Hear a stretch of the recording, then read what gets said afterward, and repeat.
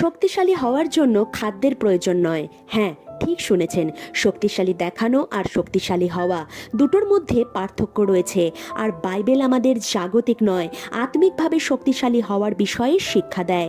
শারীরিকভাবে শক্তিশালী ব্যক্তিকে মানসিকভাবে দুর্বল হতে সচরাচর দেখা যায়, যা আজকের প্রজন্মের কাছে একটা বড় সমস্যা। তারা শারীরিকভাবে শক্তিশালী হলেও হতাশা দুশ্চিন্তায় ভুগছে। অপরদিকে মানসিকভাবে শক্তিশালী ব্যক্তি সহজে শারীরিকভাবে ভেঙে পড়ে না।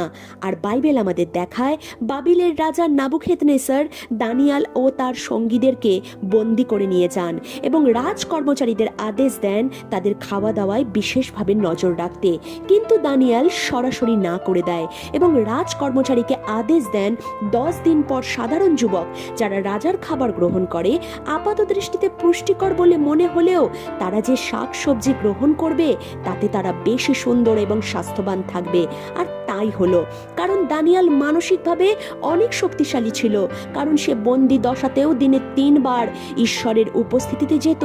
তাই পরবর্তীকালে দানিয়ালের 6 অধ্যায়ের 10 পদে আমরা দেখি দানিয়ালকে সিংহের গর্তে ফেলে দেওয়া হবে জেনেও সে বাড়ির ওপর তলার ঘরে গিয়ে অভ্যাস মতো দিনে 3 বার হাঁটু পেতে প্রার্থনা করলো, কারণ প্রার্থনাই ছিল দানিয়ালের মানসিকভাবে শক্তিশালী হওয়ার গোপন রহস্য।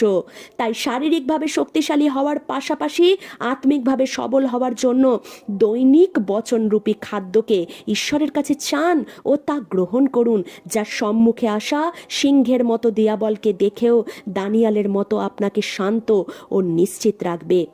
ভিডিওটি ভালো লাগলে একটি লাইক, কমেন্ট ও শেয়ার অবশ্যই করবেন এবং চ্যানেলটিকে সাবস্ক্রাইব করে পাশে থাকবেন।